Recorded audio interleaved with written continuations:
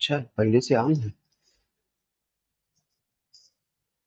आप लोग हेडिंग बनाओगे प्रतिरोधों का संयोजन।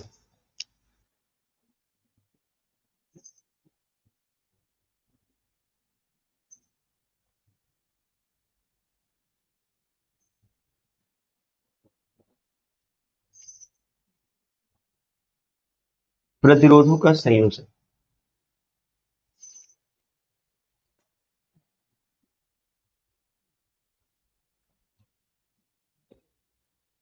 लिखो। प्रतिरोधों का संयोजन दो प्रकार से होता है। प्रतिरोधों का संयोजन प्रतिरोधों का संयोजन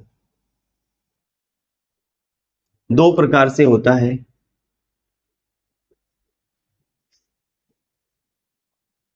पहला पहला श्रेणी क्रम संयोजन। हेडिंग बना के साथ में लिखो, श्रेणी क्रम संयोजन।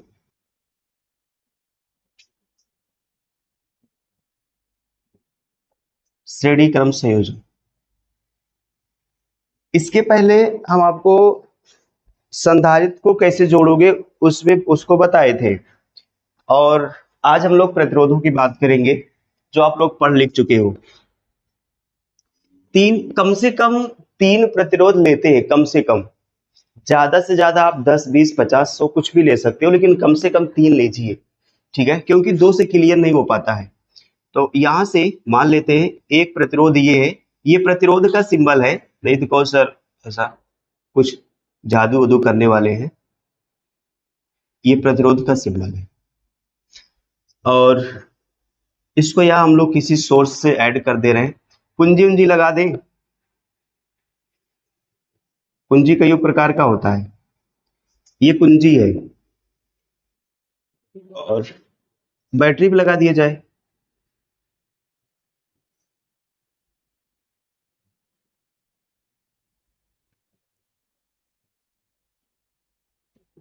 बोला महावीर स्वामी की जय लिखे और इसको लिखना शुरू करो।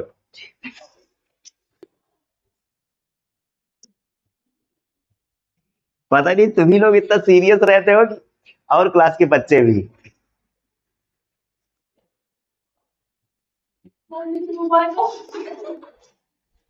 हे भगवान, शक्ति दे दो मेरे बच्चों को।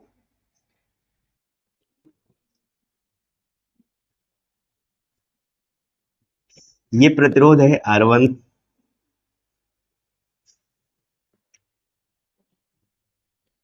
ये प्रतिरोध है R2। ये प्रतिरोध है R3। सब में धारा स्मॉल आई जा रही है पूरा।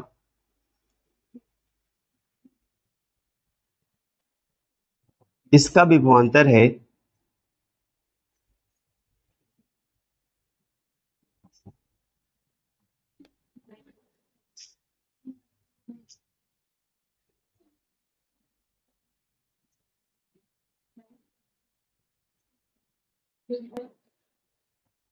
ठीक है बालक, ये हो गया।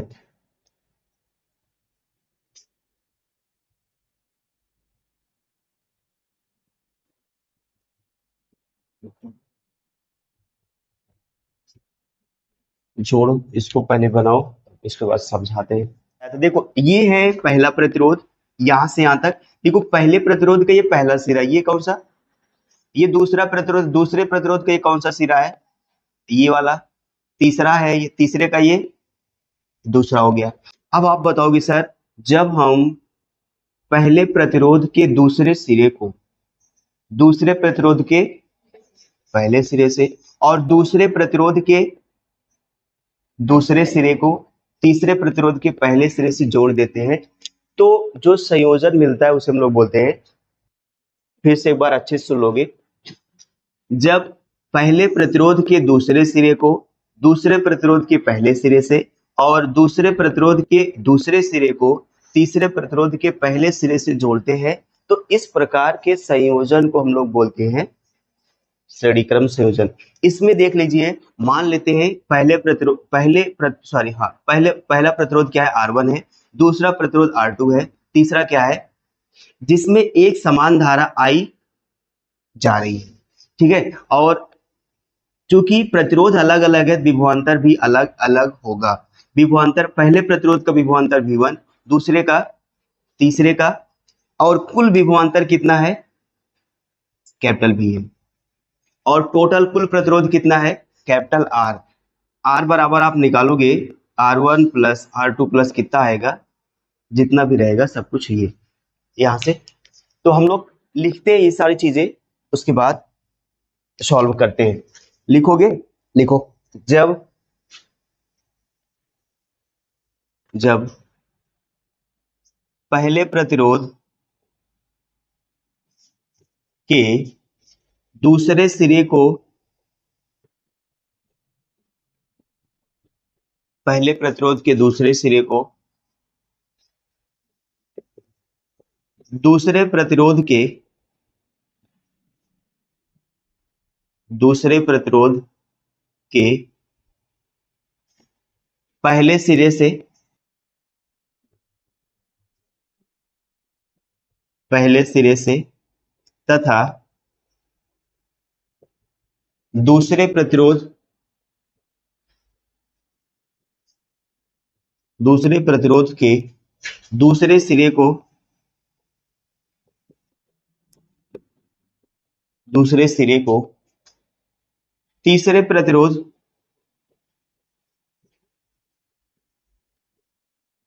तीसरे प्रतिरोध के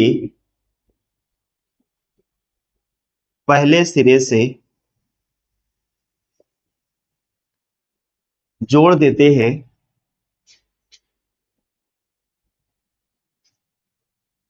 तो इस प्रकार के संयोजन को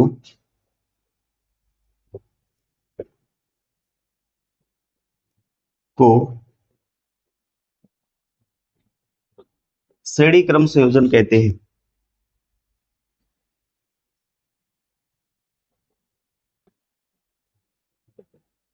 श्रेणी क्रम संयोजन कहते हैं, ठीक है।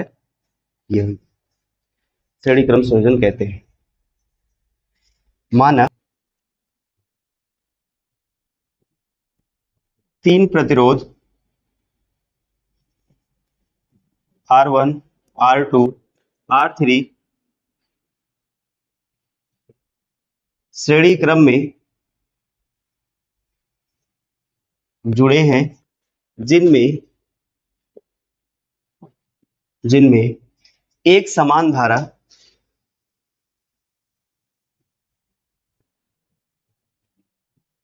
धारा स्मॉल आई प्रवाहित हो रही है, प्रवाहित हो रही है, तथा विभवांतर क्रमशः क्रमशः V1, V2, V3 हैं, यदि कुल विभवांतर कैपिटल V हो तो ओम के नियम से, ओम के नियम से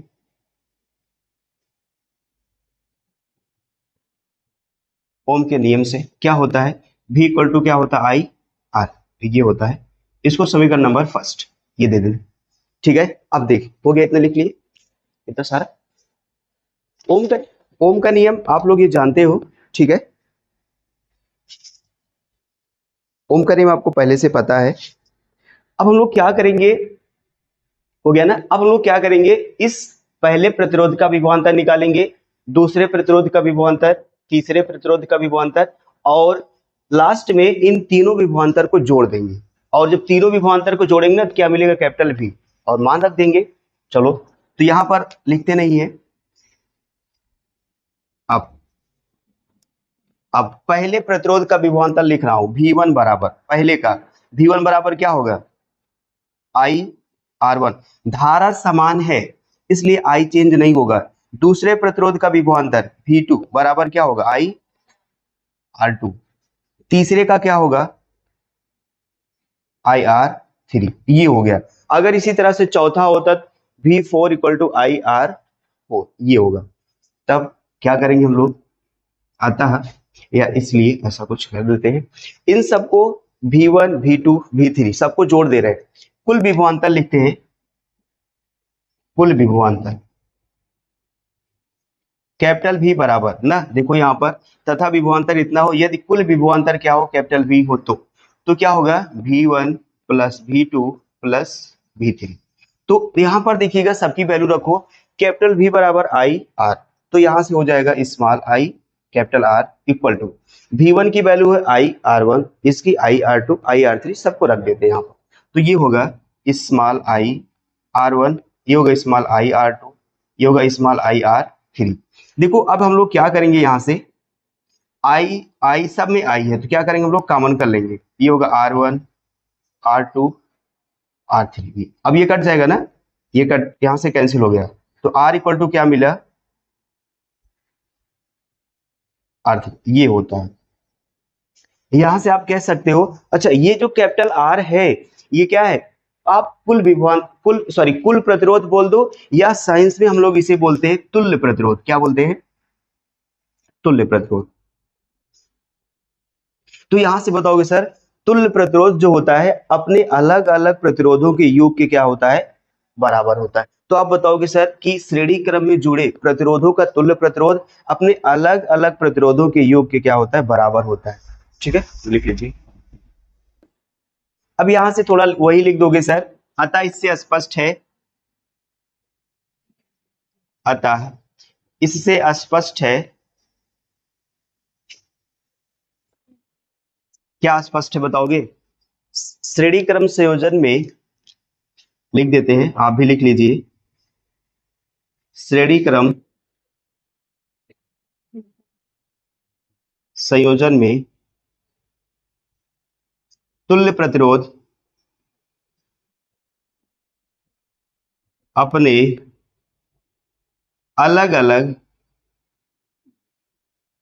अपने अलग अलग प्रतिरोधों के योग के बराबर होता है।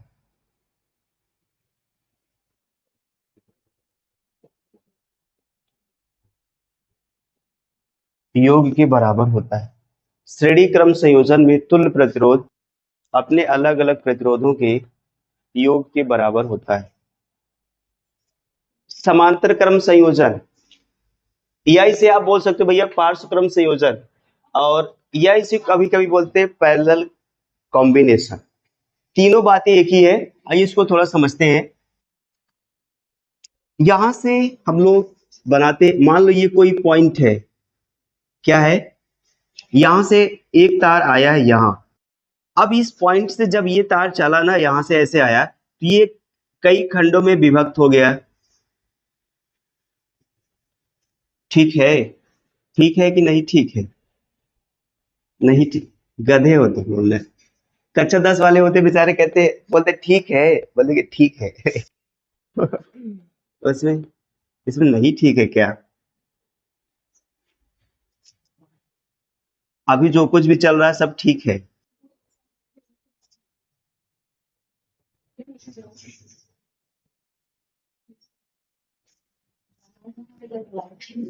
हाँ हाँ भैया, सही, सच में तुम लोग वैसे हो ही।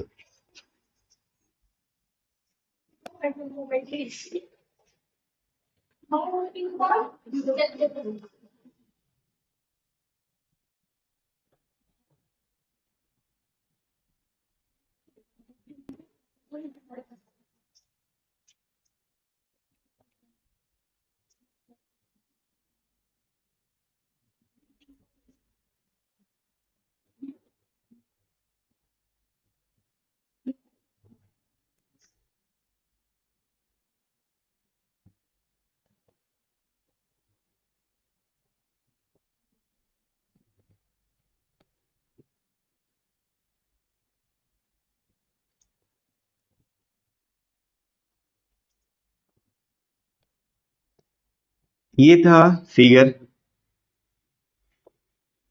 धारा यहां से जा रही, यहां से क्या होती है, चली जाती है।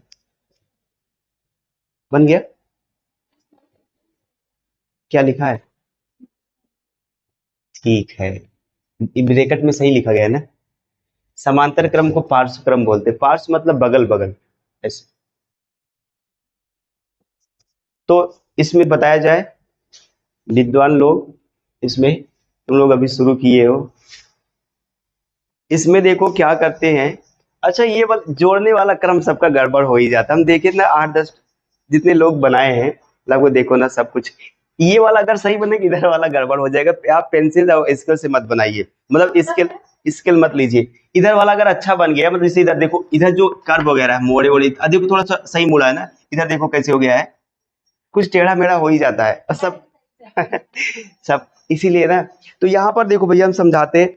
ये देखो, तीन प्रतिरोध R1 R2 R3, ये सभी को हम लोग जोड़ के कहाँ ला के दी, यहाँ पर देखो, ये कोई पॉइंट है ए पे रख दिए, और ये सब इसको ऐसा कर दिए। पॉइंट ये मान लो क्या है, बी है। जैसे मान लो, जैसे इसका मतलब ये समझ लो कि तीन तार ले लो, तीन तार, ऐसे तीन तार ले लो, और तीनों, जैसे होता नहीं, तीनों को पकड़ के ऐसे आइट दो, ऐसे ला के आइट के किसी एक सिरे से जोड़ दो। सेम वही है, इसमें तीन तार है, तीनों किसी एक बिंदु से जोड़ दिया गया है, और ये पहला सिरा है, दूसरे सिरे को बिंदु बी से जोड़ दिया गया है। ऐसा संयोजन जिसमें सभी प्रतिरोधों के पहले सिरे को बिंदु ए से और दूसरे सिरे को बिंदु बी से जोड़ देते हैं, तो इस प्रकार का संयोजन समांतर क्रम संयोजन होता है ना। ठीक, ऐसा संयोजन जिसमें सभी प्रतिरोधों के पहले सिरे को बिंदु ए से तथा दूसरे सिरे को बिंदु बी से जोड़ देते हैं, वह हमारा समांतर क्रम संयोजन होता है। इसमें समान धारा नहीं जाती है, इसमें धारा अलग अलग जाती है, लेकिन लेकिन सबका विभवांतर क्या होता है भैया, समान होता है। ये इतनी बातें याद रखोगे कि सर जब हम लोग समांतर क्रम पढ़ते हैं तो धाराएं अलग अलग हो जाती हैं, लेकिन चूंकि देखो तार एक ही है ना, अगर तार एक ही है तो विभवांतर भी क्या होगा, समान होगा। तो यहाँ पर विभवांतर क्या होता है, समान होता है, लेकिन धारा अलग अलग होती है। अब धारा अलग अलग होती है तो ओम के नियम से हम लोग क्या करेंगे, मान लेते हैं जो तीन, देखो यहाँ से ये तार गया, यहाँ पर तीन खंडों में विभक्त है, लेकिन जैसे पीछे रिवर्स करके आओगे ना, तो ये देखो, ये तार, धारा एक ही आएगी यहाँ पे। यहाँ देखो, ये जैसे आप जोड़ दिए, धारा एक ही आ रही है, यहाँ से ये सेल से क्या हो रही है, ऐड हो रही है। तो अगर जो आई है ना, ये बराबर किसके होगा, I1 I2 और किसके, I3। मीन्स हम ओम के नियम से सबसे पहले हम लोग जानते हैं V बराबर होता है IR, तो यहाँ से I निकाल लेंगे, क्या रख देंगे, V अपान में R। और उसके बाद पहले प्रतिरोध के लिए लिखेंगे I1 क्या हो जाएगा, विभवांतर समान है तो क्या होगा R1। दूसरे के लिए क्या होगा I2 R2। तीसरे के लिए क्या होगा I3 R3। और सबको जोड़ देंगे, सबको जोड़ेंगे तो I धारा प्राप्त होगी। ठीक है, यही सब लिखते हैं, आराम से समझते हैं, लिखेंगे ज्यादा समझ में आएगा। तुम लोग तो वैसे बहुत कुछ सुन लेते हो। चलो, ऐसा संयोजन,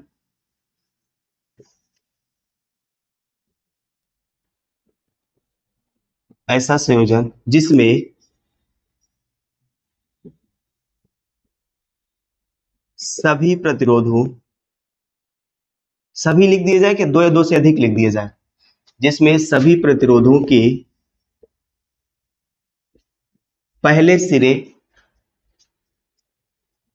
पहले सिरे के, पहले सिरे को बिंदु ए से और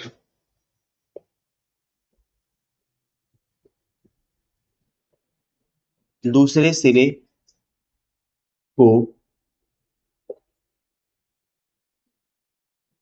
बिंदु बी से जोड़ दिया जाता है,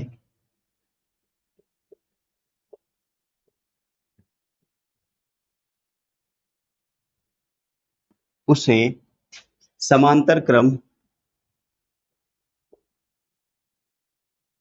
समांतर क्रम संयोजन कहते हैं।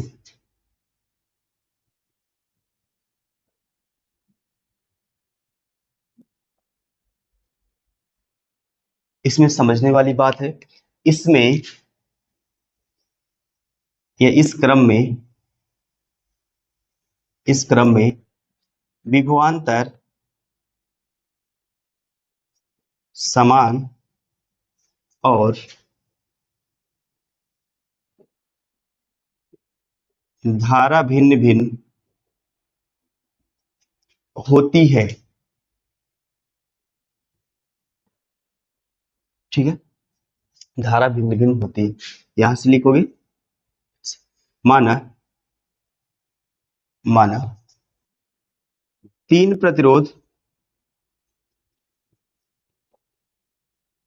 तीन प्रतिरोध समांतर क्रम में,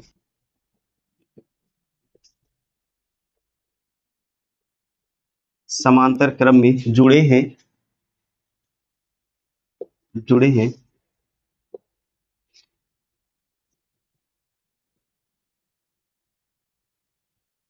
माना तीन प्रतिरोध, माना डालना नहीं है, सही कर लो, माना तीन प्रतिरोध R1, R2, R3 समांतर क्रम में जुड़े हैं,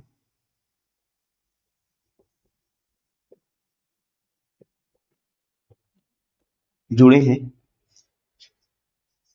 जिनमें धाराएं क्रमशः,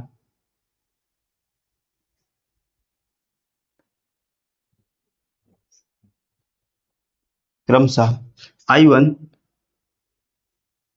I2, I3 प्रवाहित हो रही है,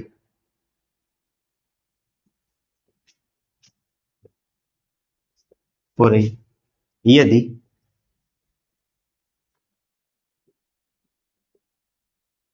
संयोजन की कुल धारा,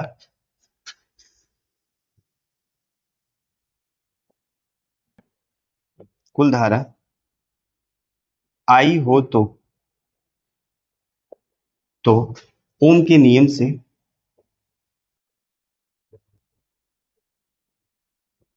ओम के नियम से,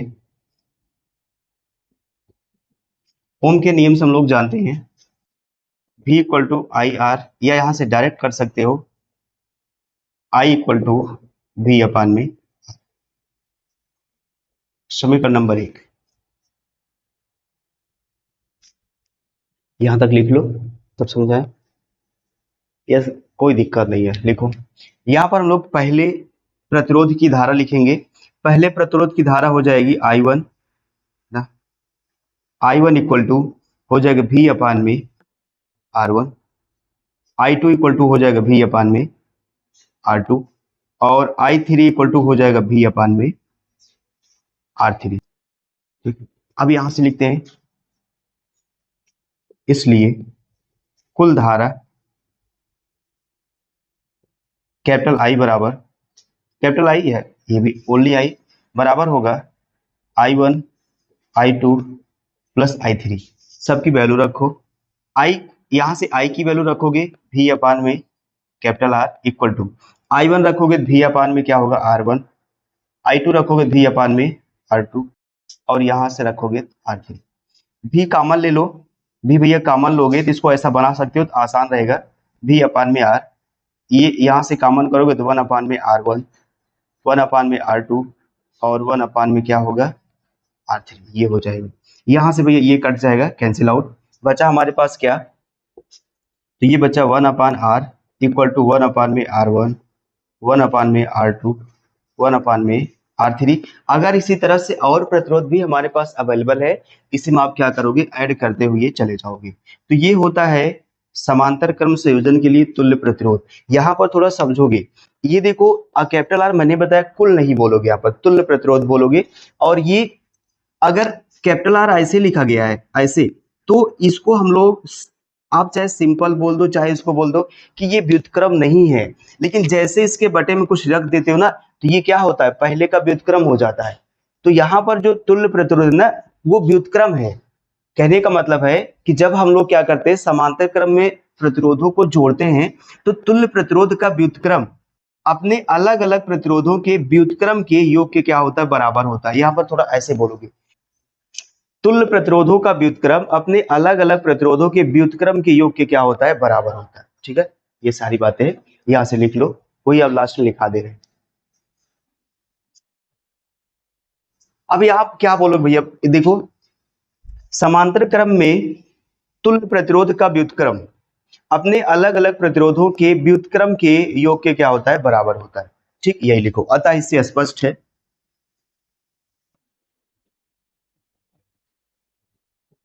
इससे स्पष्ट है कि नहीं स्पष्ट है? अतः इससे स्पष्ट है कि लिखूं मैं नहीं। समांतर क्रम संयोजन में तुल्य प्रतिरोध का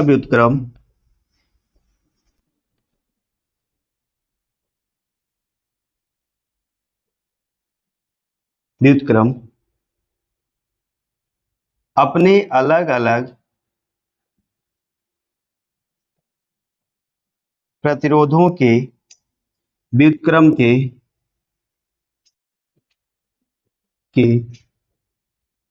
योग के बराबर होता है।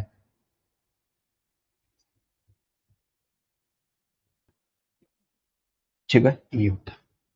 अतः इससे स्पष्ट है कि समांतर क्रम संयोजन में